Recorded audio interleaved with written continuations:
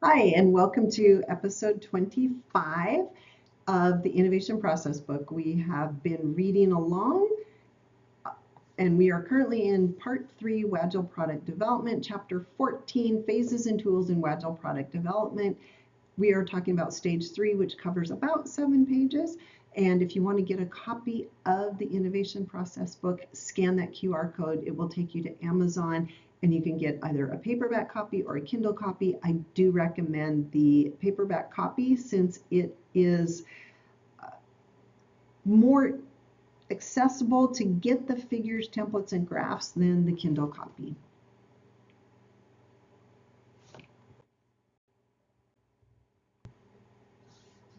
Stage 3, technical development. Investment for new product development increases as the WAGILE team begins to build and test prototypes, engineer production facilities, and order both equipment and raw materials for scaled manufacturing. On the other hand, earlier stage tasks reinforce the decision to move forward to technical development. As indicated in Chapter 12, determining an approach for managing intellectual property and pilot testing are key milestones to pass the technology gate. Tools and activities for Stage 3 are shown in Figure 14-11. Stage 3 tools. Early in the WAGILE product development process, we applied design thinking techniques to build empathy with customers and to truly understand their needs. However, many of the tools used in the later stages of WAGILE were originally developed for traditional waterfall or agile project management. As indicated in Figure 14-11, many of the key tools in technical development have been previously described in other sections of this book. A short recap of these tools follows. Scrum board. Using a Scrum board is effective in new product development project management for several reasons. First, the board gives visibility of the project status to the WAGILE team and management, as well as to ancillary functions or departments. The cross-functional new product development team uses a Scrum board to guide a daily stand-up meeting, as in the Scrum process. Individual task assignments and status are clearly visible on the Scrum board. Using a Scrum board also helps identify the most important milestones for the project phase. In Figure 9-6, the example Scrum board shows sprint activities. For WAGILE product development, sprints are replaced by critical milestones and activities for the project stage. Obstacles and task delays are also noted on the Scrum board. Finally, Scrum boards can be scaled. As the new product development project moves through the WAGILE process, the core team will be assisted by sub-teams with specialized knowledge.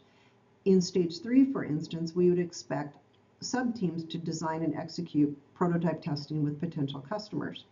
At the same time, another sub-team is responsible for pilot testing the manufacturing process. The work of each sub-team may be guided by their own Scrum board with a master Scrum board tracked by the core WAGILE team. Multiple Scrum boards for the sub-teams are easily monitored by the project leader with either an in-person physical board or with virtual whiteboards. Burn down chart. As highlighted in Figure 9-7, the burn down chart is a part of the Scrum board illustrating project status compared to estimates. For a WAGILE project, the burn down chart may show the overall project schedule along with additional curves indicating project costs. For most projects, however, schedule is a leading indicator of all other project variables, including cost. Burn down charts in WAGILE may show the estimated schedule until the next gate review or could illustrate the entire length of the project schedule if appropriate. Burn down charts are preferred over burn up charts, even for stage and gated processes like WAGILE. First, humans have a natural tendency to gain pleasure by marking completed tasks. Burn down charts satisfy checking items as complete on the activity list. Second, burn down charts assume there is a completion point or cap on the item being tracked. With traditional cost versus time burn up charts, the cost can exceed a visual budget cutoff line. Burn down charts, on the other hand, cannot have negative allowances so the mental picture of the schedule or budget boundary is more clear. Business model canvas. A critical output of stage 3 is an updated business case. During stage 2, a rough business case was prepared indicating estimated sales and profitability for the concept. During technical development, product costs are solidified and prototype testing will lead to improved sales forecasts. While an updated business case is an expectation for each gate review, the activities in the technical development stage provide far greater detail with the least amount of risk. Both internal and external aspects of the business model canvas, see figure 4-2, are completed with a high degree of confidence in this phase. Team charter. While the Scrum board indicates the status and assignment of tasks, activities, and milestones, extended team members can benefit from using a team charter. The core WAGILE team, cross-functional new product development team leader, project leader, and customer representative have been working on the early stages of the project together for some time. Likely they have established norms and standards for the project that must be shared more broadly as extended team members articulate and participate in the new product development effort. A team charter document, see figure 3-1, can be a useful tool to validate working team assignments. Additional tools. Technical development is the stage at which product prototypes and manufacturing pilot tests are conducted. Additional project tools and techniques may be needed to keep the product development effort moving forward. Many of these tools and techniques are specific to the product category, industry, markets, and technologies. During project post-launch reviews, any beneficial tools should be noted for implementation in future WAGILE projects. Stage 3 activities. Chapter 12 discussed the differences between prototype testing and pilot testing in the WAGILE new product development process. Both evaluations require the steps of design, build, test, typically with iteration and recycle. Success metrics and tests should be devised for a first-time pass, but in real life, WAGILE teams often must recycle through these activities to ensure delivery of a quality product to the intended customer audience. The design, build, test cycle is reminiscent of the plan, do, check, act cycle in figure 2-2 and of the design thinking cycle itself in figure 12-1. For new product development systems that put an MVP, minimum viable product, at the center of the development process, design, build, test is vaguely similar to the build, measure, learn cycle promoted by Eric Ries and the hypothesized design, test, learn cycle sponsored by Dan Olson. What is different in WAGILE Stage 3 activities is that the team creates an environment for a final product and manufacturing process first, and then executes the development cycle. Iteration and looping of the cycle elements are done only when the evaluations are very far removed from anticipated results and predetermined boundaries. Design. According to dictionary.com, the word design means to prepare the preliminary sketch or the plans for, and to form or conceive in the mind, contrive, plan. During technical development, both of these definitions apply to the design activity in WAGILE. Individual features and functions are prepared in working form for prototype testing. Full product prototypes are tested along with the processes to manufacture the new product. In the latter case, design is an engineering function to create construction drawings and equipment plans for manufacturing. In addition to creating the prototypes and plans for pilot testing, the manufacturing process, design in WAGILE Stage 3 must also include how the new product will be presented and evaluated with potential customers. From a manufacturing perspective, engineering standards are determined as part of the design as well. Measurements and success criteria are established to indicate when a prototype test meets achievement levels. Engineering criteria also include regulatory and integration compliance points. Time spent on the design activity, whether for prototype or pilot testing, should not be shortchanged. Designing the proper test can yield the best and fastest results. Likewise, jumping to a prototype test too early can cause excessive iteration of the design build test cycle. Expected data and analysis methods must be established prior to the test in order to objectively evaluate success. Build. Creating an appropriate prototype for potential customers to test ranges from something slightly more sophisticated than a concept test to a fully functional product. The design activity will indicate the prototype fidelity based on the desired feedback needed. For next generation products, form and function prototypes might not be necessary, but testing of new features would be critical. Pilot testing is conducted at the scale necessary to provide engineering and manufacturing experts the level of information necessary to move forward with building factories and production lines. Sometimes pilot testing of a new process will be as simple as a test tube experiment to check for impurities. In other instances, continuous run pilot tests at near production scale are required to determine byproducts, contaminants, and operating conditions. Again, the design of the pilot test will dictate the fidelity and data requirements for this activity.